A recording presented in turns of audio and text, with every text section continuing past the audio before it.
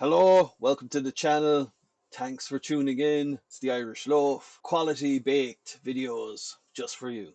So today I'm going to be talking about my rankings of Star Trek movies and why I rank them, or even why I'm bothering to do this at all. So I'll go back a couple of years ago. It's Christmas time and I'm deciding, what am I going to do? And I think, okay, I'm going to do a marathon of some sequence of films like Middle Earth, watch The Hobbits, Lord of the Rings, or Star Wars, or something like that. And what I settled on was James Bond. So I watched all the James Bond movies. I watched them in chronological order, and I really enjoyed that. It made my Christmas a few Christmases ago. And so I decided this Christmas 2025, I do the same thing again, but what am I going to watch? And there's a series that's kind of dear to my heart. It's dear to everybody's heart, I guess, if you've been around for the past few decades. Star Trek movies. We all grew up on them, you see. If you were born in the 1970s, 1980s, 1990s, yeah, you would have experienced some sort of a Star Trek movie on TV, on video, on DVD, in the cinema, etc. It's been around for a lot of us for a long time, and so I decided, why not just rank the Star Trek movies in whatever order I feel is best. So did the James Bond marathon. Maybe I'll do that again and rank them again. I didn't rank them that time, but this time I kept some notes on the Star Trek films I was watching and well, just ordering them. Oh, that's better than that. That's better than that. Now, the thing about doing a ranking list like that for Star Trek movies is it doesn't mean that the ones at the bottom are bad, bad, bad, bad, middle, middle, middle, or and the top are good or something like that. It's in relation to each other. Yeah, there's 13 or 14 Star Trek films. Some would say there's more if they include Galaxy Quest or, if they want to include Section 31.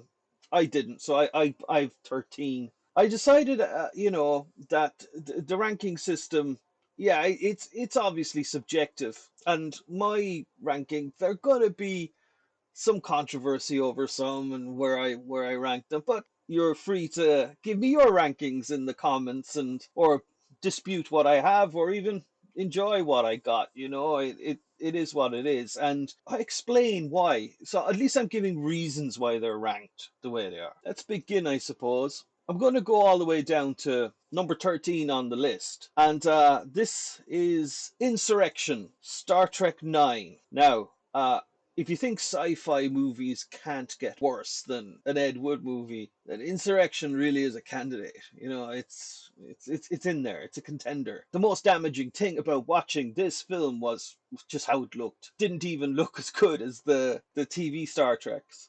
And that's a problem. If it's a movie, it doesn't look as good as the TV version, then something's gone wrong. And something did go wrong. The effects, they appear unfinished, and that's close to fatal for a franchise that depends on a convincing spectacle. The visual choices frequently feel off, including this odd color dominance where blue appears, and it looks like the blue is there because they're going to put a special effect where the blue is, but they didn't in the end. And then they just decided to say, "Oh, that's actually how we wanted it to look." That doesn't add up for me. I think that some of the effects work was never fully materialized. Oh yeah, some of the shots also appear inconsistently processed for the aspect ratios, and that means that they've got the wrong ratio, and then they've had to squeeze it to fit into the 2.35 is to 1 or 2.4 is to 1, whatever they use. So it seems that at some stage they have stuff that's more flat even though it's supposed to be an anamorphic film. They have to squeeze it down. And what you get is Picard walking around like Bob Hoskins, he's squished, or like me, like squished down. So, yeah, so there's substantial squishing in a number of scenes. You'll see it. Once you see it, you can't unsee it. So, Insurrection, yeah, I mean, even really good actors like F. Murray Abraham, they can't rescue it. He plays the bad guy. It's a strong performance from him, but even he can't rescue it. The underlying premise, rejuvenation, moral trade-offs, I mean, that could have supported a worthwhile Star Trek story. It could have. But several production departments, they dropped the ball on whatever they were supposed to be doing. Therefore, Insurrection is not the kind of thing that you'd want on your resume. Something went wrong. Something went wrong there. Okay, next on the list is number 12, The Final Frontier. That's Star Trek 5. That's it, yeah. Now, here's the thing, the concept is excellent, okay? A godlike being imprisoned at the center of the galaxy, Shakari, beyond the Great Barrier, uses faith and longing as bait to free itself. But the problem is in the execution. I mean, that key explanation never actually lands. And they never explain the film that way, or that it's a godlike being imprisoned at the center of the galaxy. It's never done. So the final act is, totally bewildering. And you're kind of puzzled as to what happens. And then you kind of learn that the film was actually the product of major production trouble and heavy cutting. And what survives is not a fully realized film at all. It's a salvage operation, and it stands out as one of the franchise's clearest "what happened here" entries. It's kind of frustrating because the idea deserves better, and I would not have understood this if I hadn't read William Shatner's book Movie Memories a few years ago, and he talks about how production, yeah, it did fall apart, and the whole climax as well as special effects just weren't working out. Read his book if you're wondering what happened to the final frontier, and it's way too late in the game to be learning production planning lessons when you're dealing with movie number 5. So yeah, it's down on the bottom of the list with Insurrection. Final Frontier and Insurrection, they're bad films because something went wrong with production. Now, all the other films on my ranking list, they're all actually above average science fiction films. They're just, some of them might not be the best Star Trek films. There's a difference there if you can figure that out. So, number 11 on my list. Some people find this controversial. I think it's all right. This is Star Trek 13, Beyond. In other words, it's the third one of the recent reboot. On paper, it has what it needs. It's got a cast, a budget, momentum from the prior two entries. Problem is, it doesn't often feel like Star Trek, especially after the Enterprise is taken off the board early, let's say. When you remove what is a key part of the show, the show's going to suffer. So you get a lot of Enterprise at the start, and then no, no more. That's it, gone. What's it replaced by? Well, the tone, it leans towards sort of high octane sci-fi action. It looks like Riddick a little bit, or Fast and the Furious in space, or on an alien planet. While the spectacle is competent, little of it is really memorable, and it's also a bit too much cliche. Jayla, she stands out as a really good addition. And, Idris Elba does what he can as the bad guy, Kral. But the ensemble's chemistry feels diminished from the other two. And the result is just, I don't know, simply average. The makeup effects are great, and the complex CGI are great, but that can't save it either from being a mediocre Star Trek movie. It might be a good science fiction movie, though, just not a good ST one.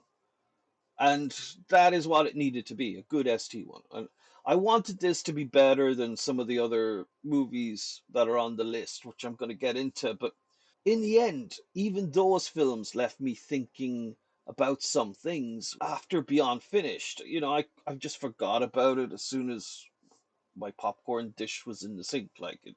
That was it. I just didn't think about it anymore. And so that's why Beyond is number 11 on my list. Let's go for number 10. Generations. Star Trek 7. Okay, this one, it's a film with a perfect premise. It's Kirk meets Picard, but the film never quite goes to war. The core story feels a bit thin, and the middle portion, oh, it's a drag. I mean, it's got, Guinan doing her advisory role, but that's a bit too much. And then you got, this unconvincing Klingon sister subplot as well. But the real damage is that Kirk's send off is nowhere near equal to the man's history. And that is really fatal for Generations. No matter how good anything else is, it just nah. No, that's the big oops for Generations, and that's why it's down lower on the list. I mean, the holodeck sequence with the tall ships at the start and the crew celebrating Worf's promotion. That's the highlight of the film. Unfortunately, it's the exception, and it only lasts a few minutes near the start of the film. And after that, it's all downhill. Malcolm McDowell, he's cast as Soren, the mad scientist. He's never given much depth, and ends up like the pantomime bad guy, which is a problem because being a bad guy in Star Trek, you have to hit a high bar because some of the better Star Trek films have some of the best villains ever. And so he's got, he's a great actor, but just that benchmark, he wasn't given a role that could hit that benchmark. So Generations, number 10 on my list. Number 9, Nemesis, Star Trek 10. Okay, now what this tries to do is echo some of the successes of other TNG movies like First Contact. It gives Picard a strong opponent, a younger clone of himself, who is none other than Tom Hardy. Now, it's really, really hard to see or to catch that it's Tom Hardy unless you're paying attention to the credits and you're going, oh, that's Tom Hardy because he's so young. And it's really like kind of like one of his first sort of movie roles, and he's taken on like a big burden being, a villain in a Star Trek movie. I mean, that's a task and a half. So I kind of I give him credit where credit's due. Even where his acting's a little bit ooh, he's still, he's good. He's good. He's a younger clone of Picard, and he belongs to a basically a slave species of Remans, and they're bitter, and they're a weaponized underclass of the Romulans. So they're a dark bunch altogether. But Nemesis, what I like is it gives the TNG crew more space, especially Data and Picard, Riker and Troy, their love story as well. It's flushed out more. And the whole thing, it functions as a swan song for TNG. And that's important because this movie, Nemesis, comes after Insurrection, which was a crash and burn of a movie. So, that could have been Star Trek TNG movies finished there. But no, they got this kind of final outing. And so that's good. That's really good. That is clearly designed for committed TNG fans more than general audiences. Plays like a conclusion rather than a peak. And I do like the identity theme that is going on throughout it, and the philosophy of cloning. And that's what you want with Star Trek, a bit of that. Not all action, action, action. You want a bit of heady wine now and again. And Nemesis does bring that. So that's why Nemesis, for me, is rated a bit higher on my list than others may have it. So it was number 9. Number 8, The Search for Spock, a Star Trek 3. This is coming after The Wrath of Khan, so it's a bit of an impossible assignment. So it's always going to feel smaller by comparison. The thing about The Search for Spock is it's a good film, but it lacks a Spock. Now, what do I mean by it lacks a Spock? I mean it lacks Leonard Nimoy. His presence is very limited. There's reused footage, and then you get an impaired Spock for the end, a taste of Spock, and that's it. So when you get such a short stretch of Spock, what does that mean for a movie that's called The Search for Spock? Well, it means it's the search for someone who isn't fully there on the screen. So that's its quirk. But even that, it's still above average sci-fi venture. Got sequences involving the Enterprise that are key moments in the whole franchise. But what's really good is you've got Christopher Lloyd, like the Doctor from Back to the Future. He's clearly enjoying himself playing a Klingon villain, Kruge, and Kruge got real bite, and the scene with a big worm and everything. I remember that shocked me as a kid, and what he does to the big worm. But it is part of an arc of 3 films. If you're going to watch The Search for Spock, Star Trek 3, you have to watch Star Trek 2. And you're also going to watch Star Trek 4 because they're all connected. It's like they follow up from where the other one finished. So you can't really watch it as a standalone. You got to watch it chronological order. Search for Spock, Star Trek 3, number 8. Number 7. Now, this is going to be highly controversial for a lot of people who rate this one way higher than I do. But at number 7, I've got The Voyage Home, Star Trek 4. And I'm going to explain why it's at 7 and not higher up on the list. And I know there's going to be some Trekkies out there pulling their hair out like they're going to look like Picard after it. But the film, it sells itself on one wonderfully simple pitch, okay? The crew travels back in time to 1986 San Francisco to save the future. And it's warm, it's broadly comedic, and it's built around a solid eco message. It's undeniably fun. Like, the trade-off is that it's lighter and less substantial than the other films that came before it, and even some after it. And why is that happening? And the answer is because there's a really significant absence in this film. There's basically no Enterprise for the most part. There's no Enterprise, and that matters. You know, I mean, the Enterprise is one of the stars of the show. If there's no Enterprise, well, like Star Trek Beyond, that does cause some problems, in my opinion. It does. And so the film distracts you from that omission with jokes and momentum. Now, in terms of a direct continuation, The Search for Spock is a very tough, brutal, depressing sort of film with some lighter moments. But mostly it's maybe one of the darkest of the treks. Suddenly you're in this, the Voyage Home, and it's completely different. It's like a comedy. I think that came as a pleasant and surprising bonus with it. It didn't have to be so lighthearted. It could have been darker. They decided to go with a lighthearted trek, and it really, really works. Now, so here's the thing. I rate it as number 7 because of some of the problems with there being no Enterprise. But if you like your Star Trek to be funny, then you can put this Star Trek 4, The Voyage Home, up there with the top 3, let's say. But we don't watch Star Trek for the comedy. Yeah? So that's why I have it on 7. So it's up to you. If you like a funny Trek, then send that up the list.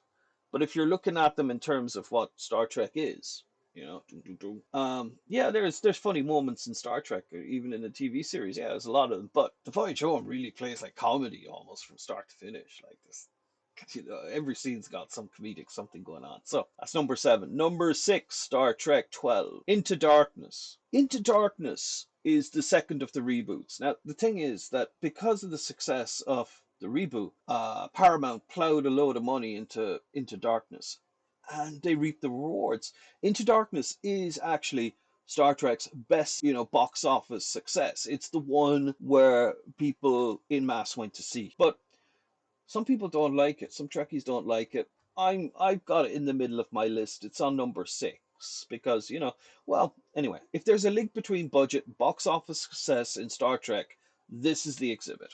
It looks expensive, and it plays that way. The pacing is right, the set pieces are truly polished, and the plot keeps throwing turns. The big twist, though, is that it's essentially a rework of the franchise's best story.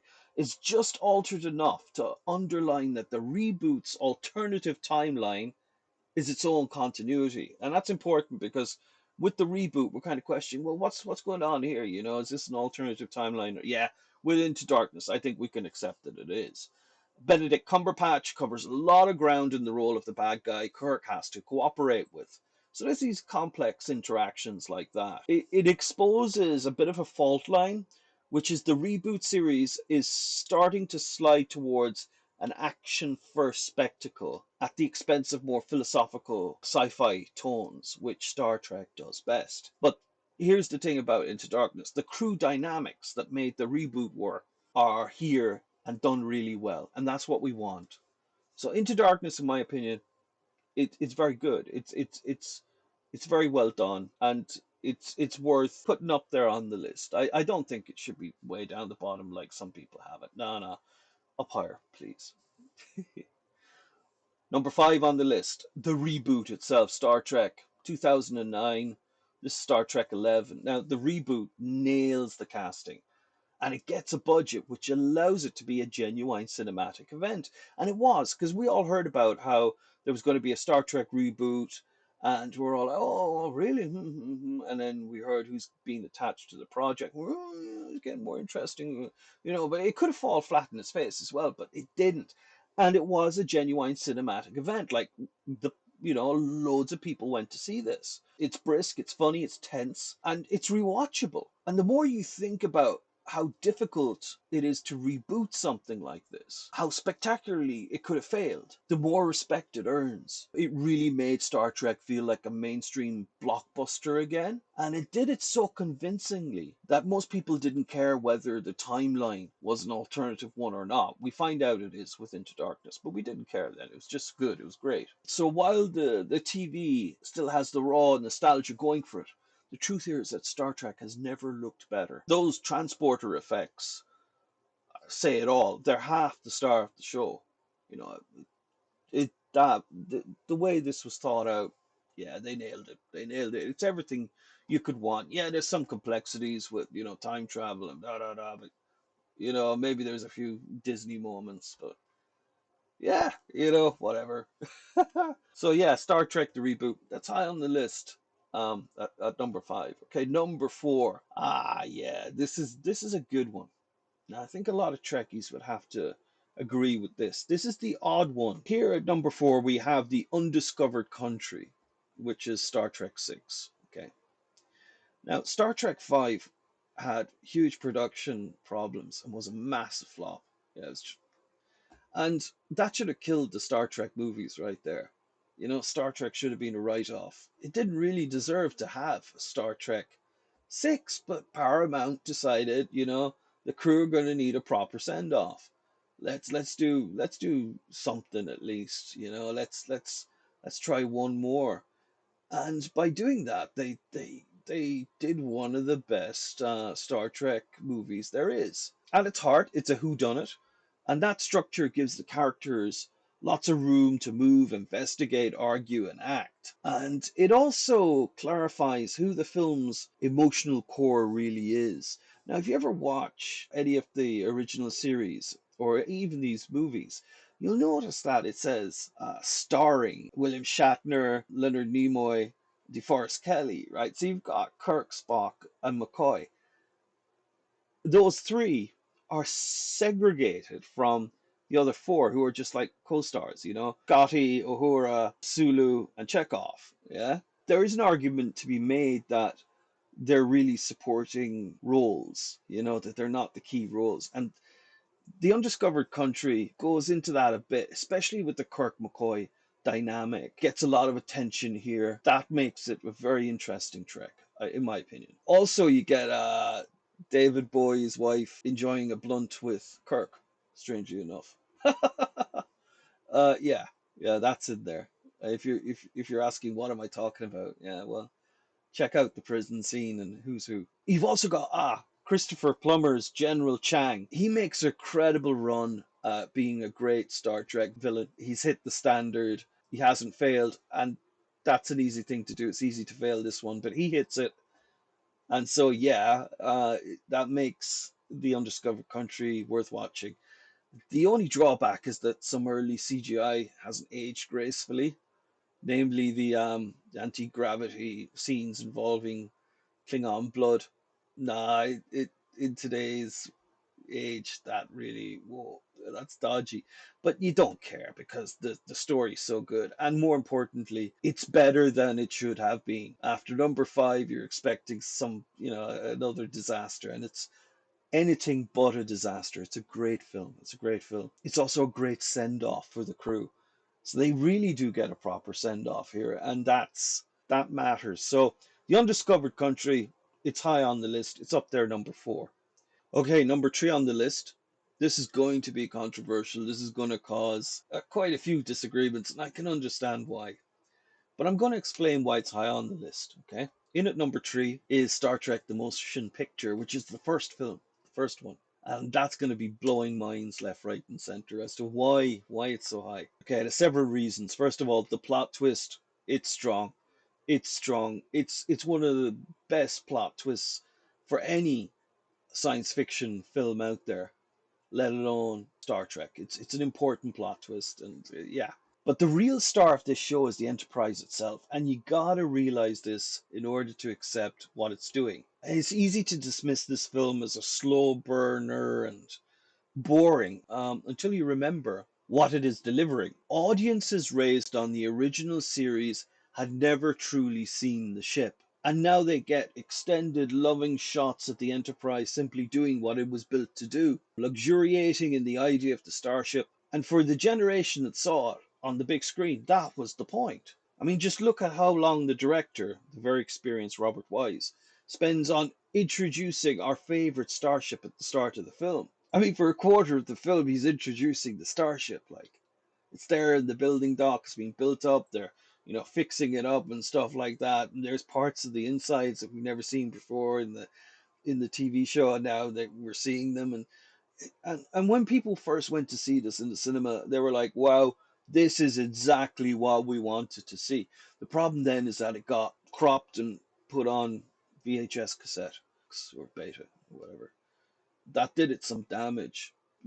This really should have been seen in widescreen, and it wasn't. So, it's understandable that when it was seen on TV, a lot of people went, "Oh," went to sleep. Now that we've got widescreen tellies and DVDs and Blu-rays and 4K, and we're back to where the motion picture was supposed to be. For the rest of the film, the camera barely takes its lens away from the ship, and that's important. It's got some good effects, and even for its time, yeah, the effects are pretty good. This rates highly for that reason, that it's the right call.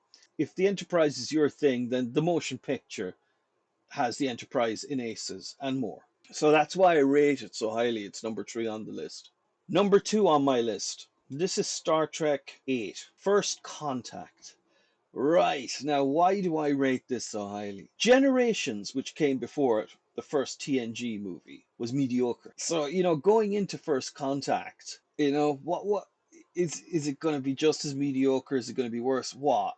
And the thing is that instead we got a huge surprise at how great First Contact actually is in comparison. And what it does right is that it locks onto the Borg, which is arguably TNG's most formidable enemy. And it frames the plot with a Terminator like structure, going back into the past to kill somebody to change the future. And it does that in order to tell the story of humanity's first contact. So yeah, it works. It works really, really well. It deepens Data's character, it introduces the Borg Queen as a new kind of menace, and it uses the budget really, really well. The action is sharper, and the effects, especially the CGI, they finally, they feel big screen, and that was very important. So First Contact just it saves the day, and it's great, and it's better than many of the TOS films. So it's just, it goes up there pretty high, and I think anybody who watches it comes away thinking, yeah, it's good first time. This was a good TNG movie, and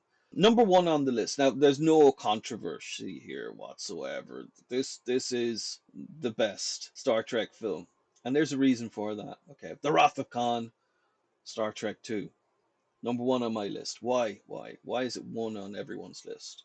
Not only is this the best Star Trek film, it's one of the best science fiction films of all time. Full stop. Period.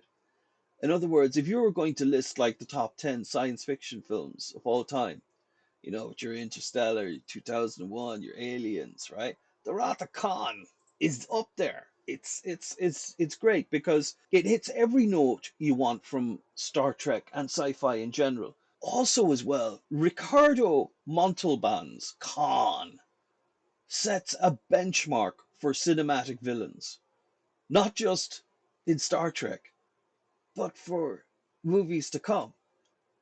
I mean, if it wasn't for Montalban's Khan, we wouldn't have some of the villains that we've had in movies ever since. Before that, we had kind of like James Bond movie villains, dun, dun, dun, Ricardo Montalban's Khan, he just shatters all of that, sets a new benchmark for cinematic villains, and he's like, okay, this is what you have to hit.